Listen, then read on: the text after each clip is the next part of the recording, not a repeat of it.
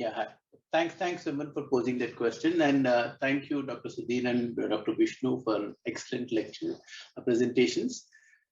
And it's very important for us to come to consensus about what is good for the country and what is good for the babies.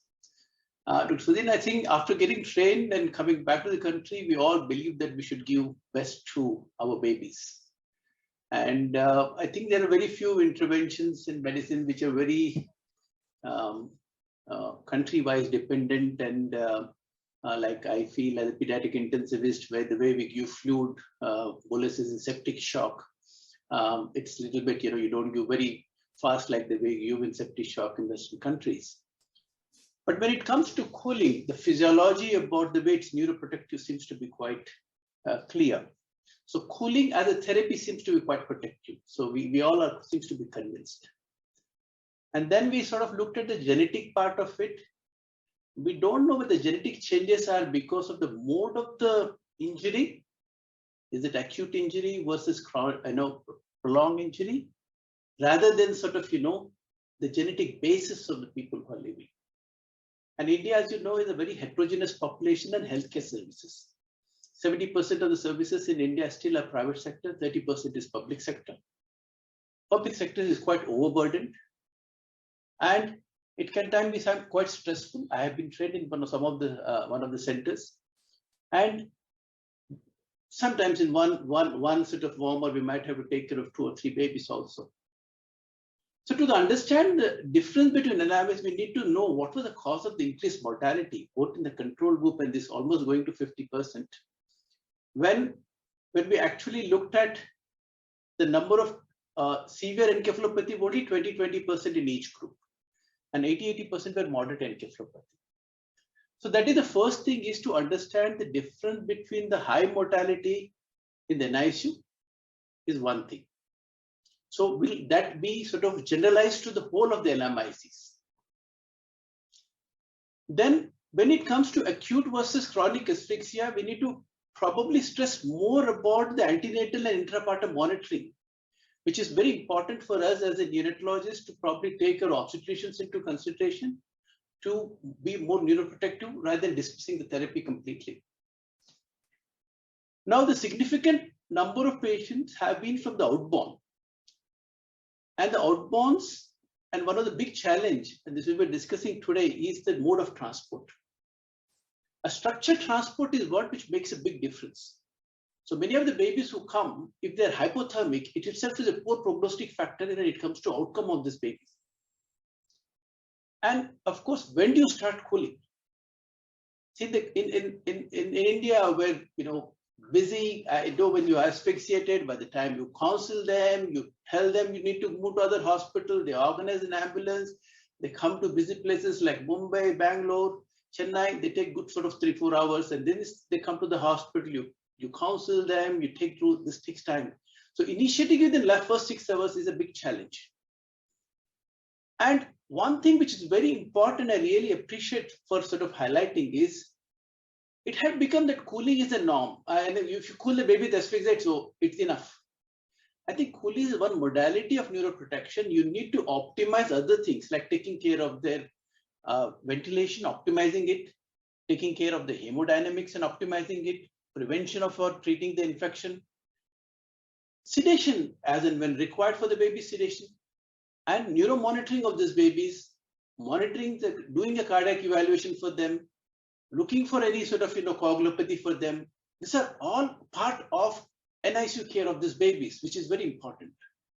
And this is something which has nicely been highlighted by Helix, trying to say just cooling is not enough. It is the overall ICU care which is going to make a big difference. Now, after the Helix, it became very important for us to just let us look at our data, because I never thought we could do an RCT of cooling. So we just started cooling way back from 2012 in our unit.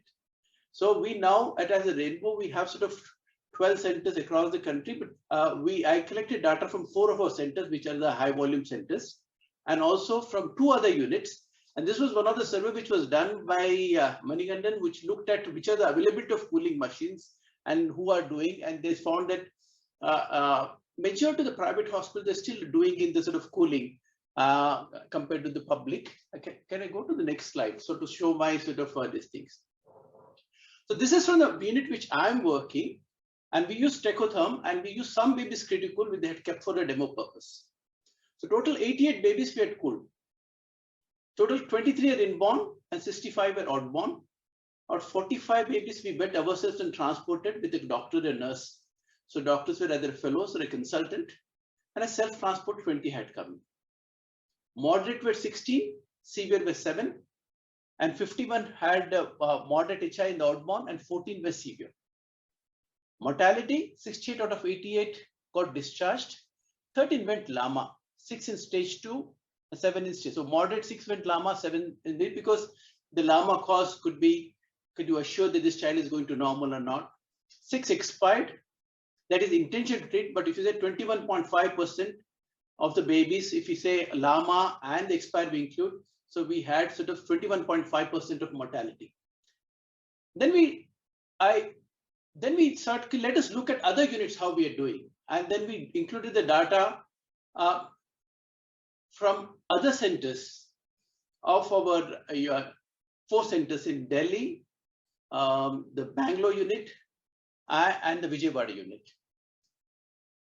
And Dinanath Mangeshkar Pune and SRMC Medical College Chennai, who have been cooling for a long time. So there are 324 babies we have included. And these are the units which have been regularly cooling. 131 were inborns and 193 outborns, so nearly 60% were outborns. Out of this, 102 were transported by newborn emergency transport. So 50%, above 50% were transport. 260 moderate and 64 were severe, which is just about 20% had severe encephalopathy. Servo control cooling was used in 244 out of the 324 of the babies. If you look at moderate stage, out of 105, 104 survived. Out of severe, 26 babies, 12 survived in the inborn patients, and the 11 expired and 3 went LAMA. In the outborn category, out of the 155 babies, 138 sort of were discharged, and 3 expired and 14 went LAMA. In the severe category, 18 survived and 10 went expired and 10 went LAMA. So severe encephalopathy was definitely poor prognostic marker. So there was nearly 19.17. Then I looked at our Banjara unit specifically to look at some of the markers. So section rate, I think, as you pointed out in your presentation, yes, sometimes there's a more of high risk pregnancy come to the unit. So we had probably a little bit, little less than 50% had section. A lot of them were emergency sections because sort of, a sentinel event, or we had male to female ratio in 31 and 57.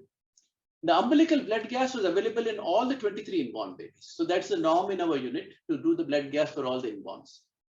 But 20 out of 65 outborns had umbilical blood gas. So some of them were the other peripheral units of our hospital in the Hyderabad clusters. They had to be sent.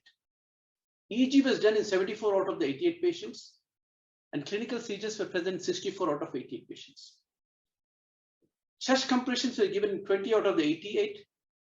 Positive pressure and intubation was done in 40 patients, and just a PPV in 18 patients. Respiratory support was given to 87.5% of children, new babies, including HFOV ventilation. When it came to Banjara, when I just said, okay, I was just looking at one of the 57% of a severe encephalopathy baby died, it be inborn or outborn. And when we look at the overall data from all the 6 centers, similarly, more than 50% of a severe encephalopathy baby died. So I say it is optimization of your NICU care, which is going to there. We are collecting our data about their developmental outcome at 18 months in these things. I think I'm not able to present that, but I think disability, the reason to present the mortality is one of the striking thing was it increases the mortality was one of the concerns raised. And that is what was my major thing to share our data. And we would really like to know, the reduction in the mortality is be more to optimizing of the NICU care rather than cooling only is what I have to say. Thanks, Dinesh. Thank you very much for highlighting one very, very important aspect is that it is the quality of comprehensive NICU care, and not just about cooling, which will probably have an effect on outcomes. And of course, people might say this data from Rainbow is what Dr. Sudhin has already told us, that you're at the peak of the pyramid, right up there, and we all know that. But I think what Helix really did was made us all go back and look at our own data. We have also looked at data from St. John's because we have been cooling for a decade now. And just like you showed, our outborn mortality was almost double that of inborn mortality. Our inborn mortality was less than 10%.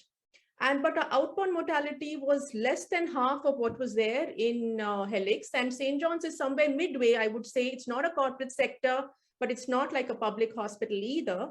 And therefore, I think focusing on quality of care, like you said, in fact, not only have you presented data, but you have also sort of shown us how it can be made safer by talking about retrieval of babies and not just about self-transport and such things. So thanks, Dinesh. Thank you very much. And I hope we can go back to